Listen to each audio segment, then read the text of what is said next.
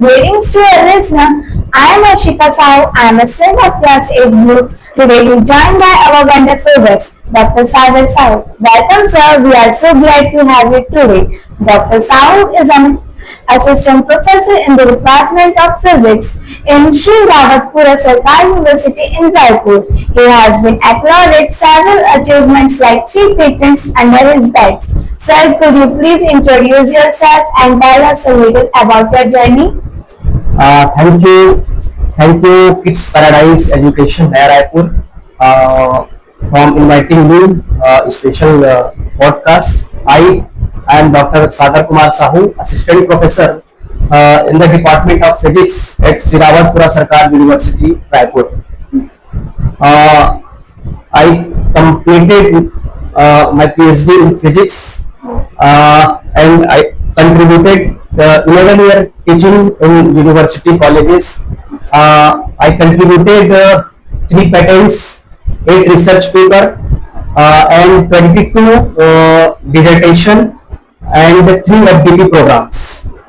Thank you for your introduction, sir. Your journey is very inspiring. Let's move to my second question. What inspired you to choose physics as a career and become a researcher? Physics is just know about the nature. Physics is all about. Okay, we know the concept of everything.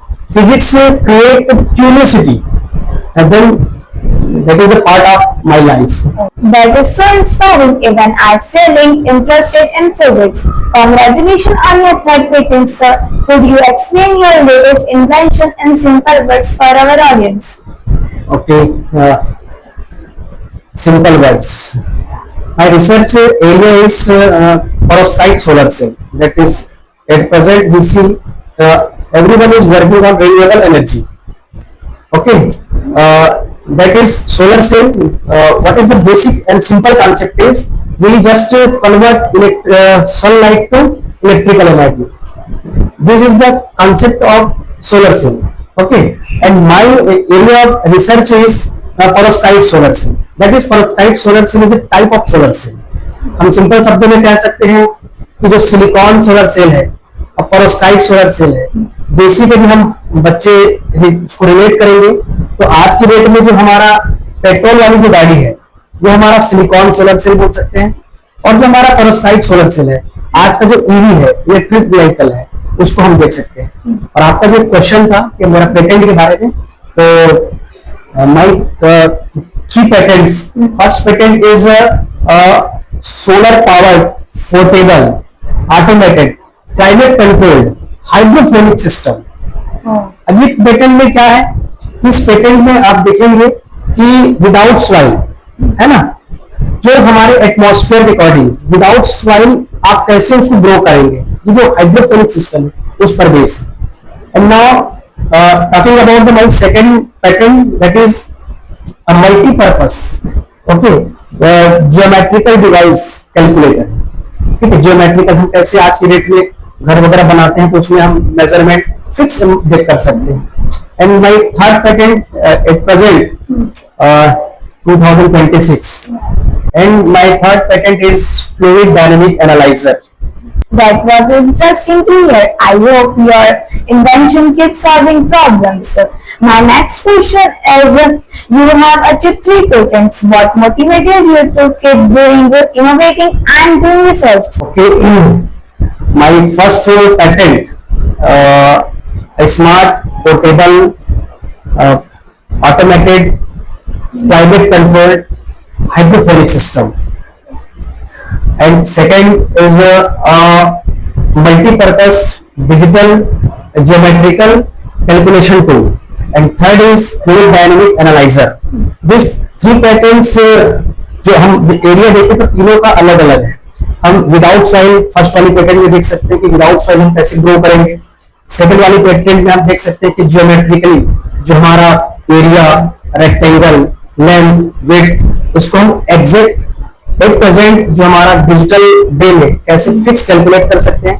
And third जो हमारा fluid dynamic analyser, उसमें क्या होता है कि flow of liquid flow of gas, उसको हम exactly calculate कर सकते हैं। जैसे आप क्लास 12 का फिजिक्स देखेंगे तो या 11th तक फिजिक्स देखेंगे, बर्नौलीज थ्योरम है, ठीक है। हम स्पेस पे जाए, स्पेस की बात करें तो हमारा लगभग इसमें एक फिक्स कैलकुलेशन कर सकते हैं। और रिसर्च के पॉइंट ऑफ व्यू से तीनों टॉपिक बहुत इंपॉर्टेंट है। और रिसर्च में मेरा सबसे बड़ा है पेरोव्स्काइट सोलर सेल, जो कि आपको मैं बताया। Thank you, sir. Your work shows how patience drives true innovations. My next question is, what advice would you like to give to young students who are making of inventions and getting patents one day? देखिए, research का जहां तक मेरा बात है, इसको school level के बच्चों या फिर कॉलेज की बात करें तो रिसर्च का जो एरिया है, कभी भी किसी को कुछ भी आ सकता है। इसके लिए आपको क्यूरियोसिटी रखना है, पेशेंस रखना है, और आपको थोड़ा सा साइंस के बारे में थोड़ा आपको क्यूरियस बना के रखना है कि क्या होता है क्या नहीं। हम देखें तो knowledge is power, knowledge is power, ये हमारा मोटिवेशनल कोट्स है, जिसमें आप इसी को समझ सकते हैं कि आज के डेट में हम रिसर्च के फील्ड में भी जाना चाहते हैं तो आपको क्यूरियोसिटी होना जरूरी है। किसी के बारे में क्वेश्चनिंग करने आना चाहिए, ये क्यों हो रहा है, कैसे हो रहा है। यदि आप इस बेसिक पॉइंट को समझ गए तो आप रिसर्च के इनिशियल स्टेज पे। Thank you for your advice, sir. I feel motivated where you are. Finally, what are your future goals? Are you currently working on any new research projects or any new innovations? At present, I am working perovskite solar cell.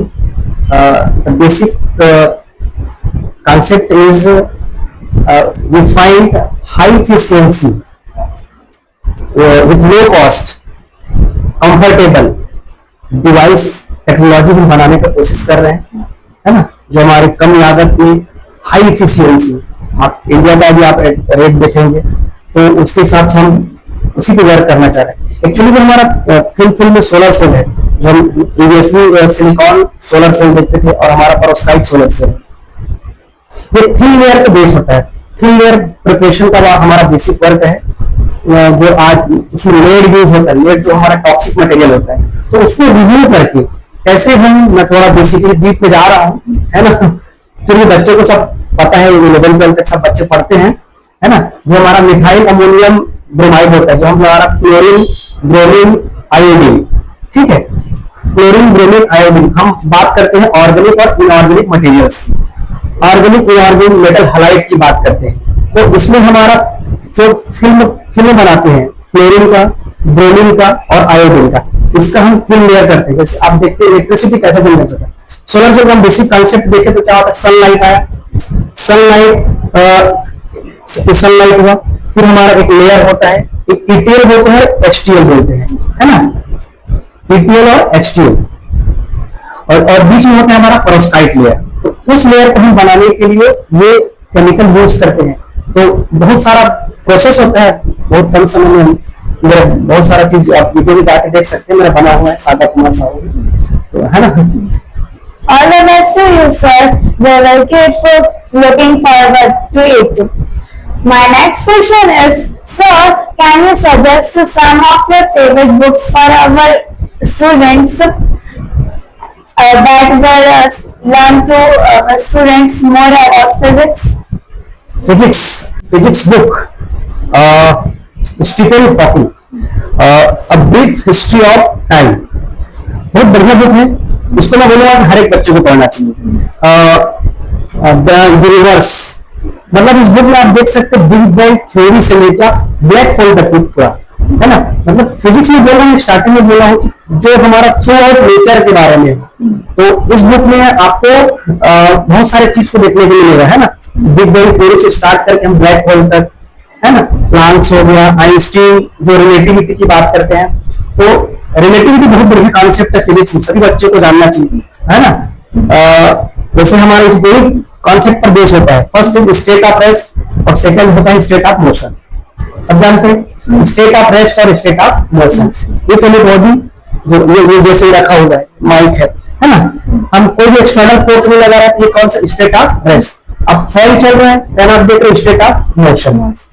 But ये दोनों object का comparison आप किससे कर रहे हो, ठीक है। तो we we are the reference point, हम एक रेफरेंस पॉइंट है। इस रेफरेंस पॉइंट के थ्रू हम किसी भी ऑब्जेक्ट को बता सकते हैं कि this object is perfectly state of rest and this object is perfectly state of motion. तो हमको क्या चाहिए रहता है, स्टेट, एक रेफरेंस पॉइंट चाहिए रहता है।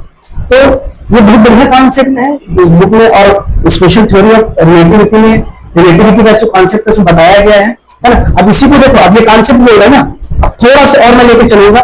हम इस यूनिवर्स में, इस अर्थ में, अब अर्थ में खड़े होकर किसी ट्रक को देखेंगे, है ना, ट्रक्स हम क्या बोलेंगे, state of motion.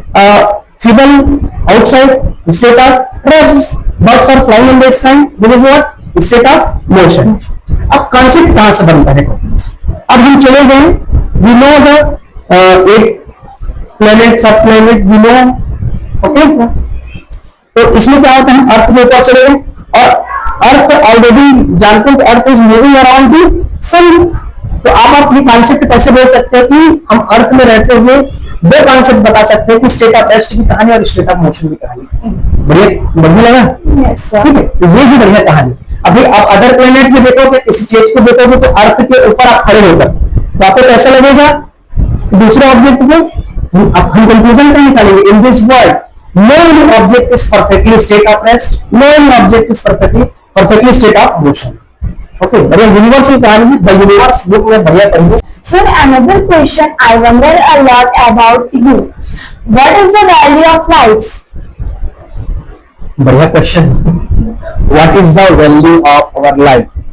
A great philosopher, सुकरात ने एक बढ़िया लाइन कहा है, know thyself, स्वयं को जानो। मैं कहानी के माध्यम से बताना चाहूंगा कि what is the value of our life.